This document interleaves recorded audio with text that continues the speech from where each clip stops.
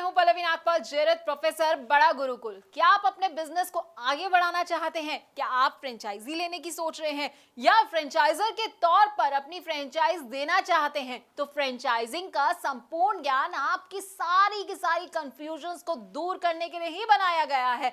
इस कोर्स में हम आपको बताएंगे कि फ्रेंचाइजिंग का मतलब क्या होता है। फ्रेंचाइजी, फ्रेंचाइजर, फ्रेंचाइज, ये सारे ना बड़े अलग अलग तरह के शब्द हैं, लेकिन सुनने में एक जैसे लगते हैं। तो इनमें अंतर क्या है, इनमें स्कोप क्या रहेगा आपके लिए और इनकी क्या क्या इंपॉर्टेंस है, ये हम आपको इस कोर्स में बड़े अच्छे से समझाने वाले हैं। इसके साथ ही हम आपको ये भी समझाएंगे कि बिजनेस और फ्रेंचाइजिंग में आखिरकार क्या अंतर होता है, फ्रेंचाइज और एजेंसी क्या होती है, एजेंट और फ्रेंचाइजी इसमें क्या डिफरेंस होता है, इसको भी कवर करेंगे।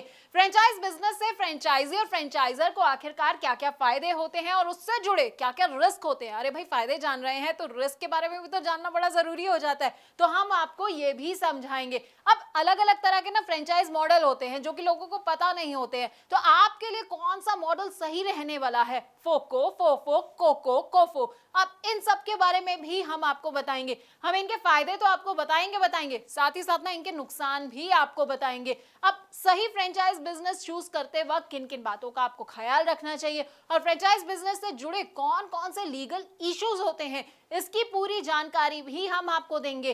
फ्रेंचाइज बिजनेस में सबसे इंपॉर्टेंट होता है फ्रेंचाइज डिस्क्लोजर डॉक्यूमेंट। अब इसके बारे में ना आपको विस्तार से अगर कहीं जानकारी मिलेगी तो वो आपको हमारे इस कोर्स के जरिए ही मिलेगी। इसमें क्या क्या आइटम्स होते हैं, कौन कौन से क्लॉजेस होते हैं, साथ ही आपको फ्रेंचाइजिंग अग्रीमेंट और उनके टाइप्स के बारे में भी हम पूरी की पूरी जानकारी देंगे।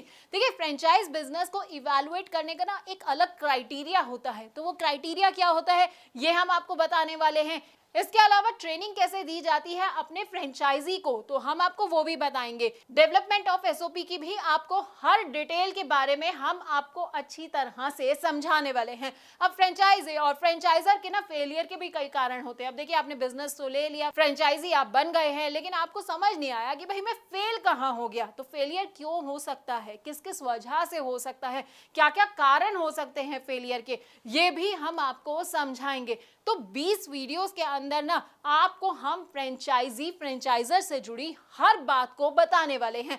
अब आप ये सोच रहे होंगे कि भाई इसको करने से मेरा क्या फायदा होगा, ये सब मेरे लिए जानना क्यों जरूरी है। तो देखिए, अगर आप चाहते हैं मुनाफा कमाना और अपने बिजनेस में सक्सेस हासिल करना, तो बस आपको क्या करना है, आपको इस कोर्स को बहुत ध्यान से देखना है। इससे आप फ्रेंचाइजिंग में फेलियर से खुद को बचा पाएंगे और बहुत आगे बढ़ पाएंगे।